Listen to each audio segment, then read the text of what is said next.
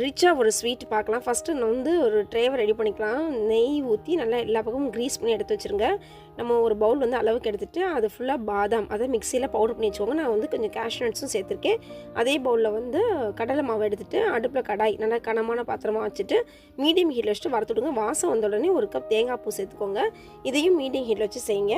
அப்புறம் 2 கப் வந்து sugar, 1 cup பால் எல்லாம் போட்டு கிளறி விட்டுட்டு நம்ம இந்த ஸ்வீட் ரிச் ஆகிறதுக்காக செஞ்சு வச்ச பாதாம் பவுடர் அதையும் சேர்த்துட்டு தாராளமாக ஒரு கப் வந்து நெய் கண்ணை மூடிட்டு ஊற்றிட்டு நல்லா கிளறிக்கிட்டே இருங்க. நல்லா இந்த மாதிரி உருண்டு திரண்டு கலர் மாறி நுரைச்சி வெள்ளை கலரில் வர்றப்போ இதுதான் பக்குவம். நம்ம ட்ரேயில் வந்து தூக்கி கொட்டிட்டு ஒரு 10 நிமிஷம் கழித்து கோடு போட்டு வச்சுருங்க. போதும். ஒரு 3 ஹவர்ஸ் கழித்து நீங்கள் எடுத்திங்கன்னா நல்லா பர்ஃபி சூப்பராக பிச்சு எடுக்க வந்துடும். இது அவ்வளோ அட்டகாசமாக்கும். இந்த தீபாவளி கட்டாயம் ட்ரை பண்ணி பாருங்கள். ரொம்ப ஈஸியான ஸ்வீட்டு. இந்த வீடியோ பிடிச்சா ஹோமி சேனல் சப்ஸ்கிரைப் பண்ணுங்கள், லைக் பண்ணுங்கள், ஷேர் பண்ணுங்கள். எங்கள் வீட்டு கைப்பக்கும் உங்கள் வீட்டிலையும் கம்மம் கட்டும். வாழ்க வளமுடன்.